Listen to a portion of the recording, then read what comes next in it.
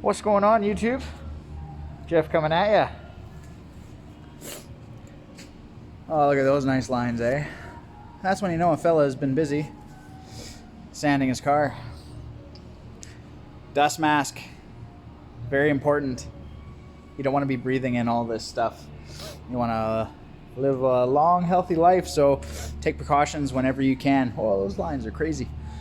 Anywho, so where is my sander that I just got?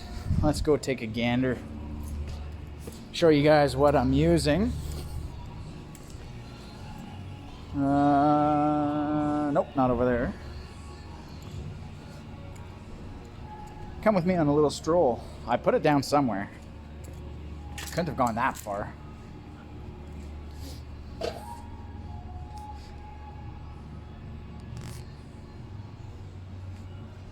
Yeah, here it is, all the way on the floor. This is what I bought. Just Princess Auto, or you Americans, Harbor Freight, DA sender. Says does 10,000 RPM. And I was using the hell out of it. Even oil was coming out the sides. Make sure you oil these things often if you're going to be blasting through a lot of stuff like I was. So I started off with 120 grit. That wasn't quite enough to take everything down to metal. Like, it worked, but you really had to work at it. I think 80 grit is what I'm going to go next, and I think that's really going to knock off all the paint in a hurry. Hit some Bondo. This whole quarter right here was just full of Bondo. I now have it down to bare metal. And I think the reason why this thing was so bondoed up is there's a whole bunch of, almost looks like hammer marks here. So I'm guessing that this was pushed in. And down here too. But when I first started stripping the car, well, this quarter, you could always hear it in the metal, right? I knew there was some Bondo, and this quarter and that door have always had a fresher paint than the rest, and there was sort of like a blend area right here.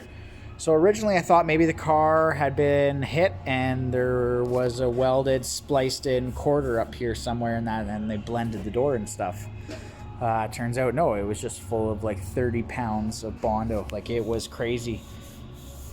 And I was sanding, and I was getting scared. I'm like, this whole quarter is just trashed. There's so much Bondo, but you have to be persistent. Bondo is not bad, but rust is.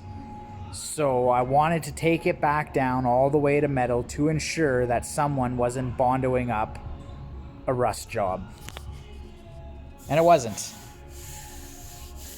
We hit solid steel at the bottom. So now you have two options. Bondo it again, or get out auto body hammer and dollies and stuff and start straightening it as much as you can. And I think that's the route I'm going to try and take. And I think they did that. I'm pretty sure these are all hammer marks from knocking down high spots. But I think that's all they did. And I think, because this line is distorted, this body line. If you come over to this side, can we get the line in right there? That's a nice crisp line. You can tell there's no filler anywhere in this quarter at all. Compared to this one, you can see the waviness and stuff. I can feel it in my fingers. So I'm not going to Bondo it back up. I'm gonna straighten it with dollies and a hammer and stuff. I'm gonna try and get that line going back again. I know there's gonna be Bondo on the car, but I'm hoping for just a skim coat type of thing. I don't want this thing full of Bondo. I'm gonna be spending hundreds of hours sanding this thing. Last thing I want to do is just Bondo it again. But I'm happy. I'm happy that there's metal under this car, and all the rust that I had is sanding out nice.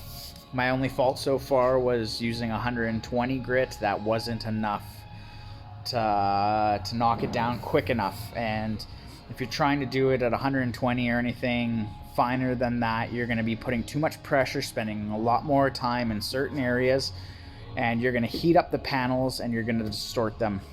That's why 80 grit's more better. It's going to knock it down right quick, and then you're going to have to use finer stuff to get out the scoring marks that are going to be in the metal. The good thing I can say about this 120 right here is that's smooth for metal. That's really nice. So I'm going to hit the whole car with 80, and then I'm going to go 120 on the car and stuff, and then I'm going to start doing my body work. But, you know, the rest of the hatch is coming out really nice, you know. Anywhere where I thought there was rust and stuff, like, it's just top rust, patina, or whatever you want to call it and stuff. This car, other than this one hit right here, it's pretty darn straight and stuff, so I'm not too worried. So yeah, that's the next step in the Mustang do-it-yourself paint job is getting a sander, getting hundreds of rolls of sandpaper, and just going at it. Get everything down to bare metal so you know the foundation of what you're working on. That's the best advice I can give to you guys right now. Stay tuned, and I'll show you guys my next step, all the process. Dust masks and ear protection when you're wearing all this, when you're using all these pneumatic tools and stuff. Save your ears and save your lungs. Talk to you guys later. Like, share, subscribe.